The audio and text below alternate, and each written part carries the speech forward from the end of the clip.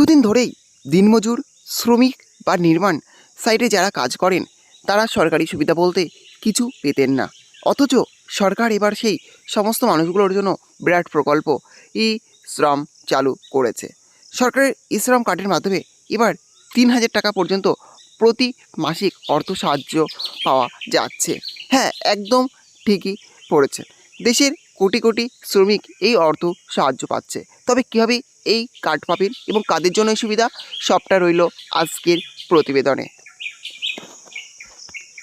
শ্রমিকদের নেই ভবিষ্যতে নিশ্চয়তা। বহু অসংগঠিত খাতে কর্মরত শ্রমিকদের মনে একটাই প্রশ্ন যে কাজ করলেও কোনো রকম ভবিষ্যতে নিশ্চয়তা নেই। সরকারি চাকরিজীবীদের জন্য যেরকম পেনশন ইভিডেন্ট থাকে, কিন্তু বেসরকারি খাতে কর্মজীবীদের জন্য কোনো রকম সুবিধা নেই। আর সেই শূন্যস্থান পূরণ করতেই এবার ই শ্রম কার্ডের আবির্ভাব। এই প্রকল্পের আওতায় যারা ই শ্রম কার্ড তৈরি করেছে তাদেরকে এবার প্রতি মাসে নির্দিষ্ট ভাতা দেওয়া হবে এবং ভবিষ্যতে পেনশনের সুবিধাও পাওয়া যাবে। আর সবথেকে বড় কথা, এই কার্ড সম্পূর্ণ বিনামূল্যে তৈরি করা যায় এবং এর জন্য কোথাও যেতে হয় না, ঘরে বসেই বানানো যায়। ই শ্রম কার্ডের সুবিধা কী কী? যদি আপনার ই শ্রম কার্ড থাকে তাহলে সরকার নির্ধারিত শর্ত পূরণ করলে প্রতি মাসে 3,000 টাকা করে ভাতা পাওয়া যায়। পাশাপাশি ই শ্রম কার্ডধারী দুর্ঘটনায় মৃত্যু হলে 2 লক্ষ টাকা পর্যন্ত জীবন বীমা পাওয়া যেতে পারে।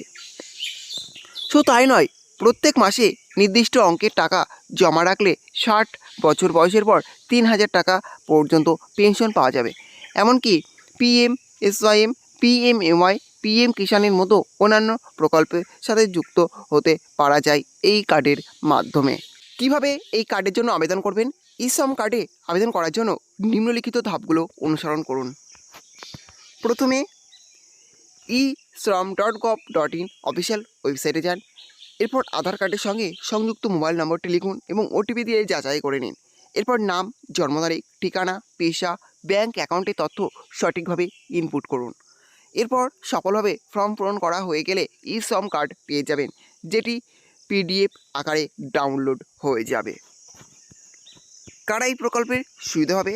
বেশ কয়েকটি সূত্র মারফত জানা গেল, নির্মাণ শ্রমিক, কৃষিকাজে যুক্ত শ্রমিক, রিক্সা চালক, গৃহকর্মী, হস্তশিল্পী, ছোট দোকানের কর্মচারী বা দিনমজুররা একমাত্র এই প্রকল্পের সুবিধা হবে।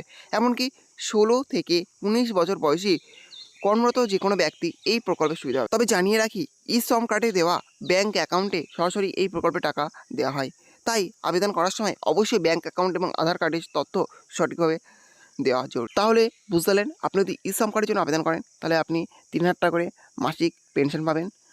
এবং কীভাবে ই শ্রম কার্ডে আবেদন করবেন, কী কী ডকুমেন্টস লাগবে, কোথায় গিয়ে আবেদন করবেন, সবই আজকে ভিডিওর মধ্যে তুলে ধরা হলো। এই ছিল আজকের আপডেট। ভিডিওটি ভালো থাকলে অবশ্যই লাইক, শেয়ার এবং কমেন্ট করবেন এবং এই ধরনের নতুন নতুন ভিডিও সবাইকে পাওয়ার জন্য চ্যানেলটি অবশ্যই সাবস্ক্রাইব করে রাখবেন।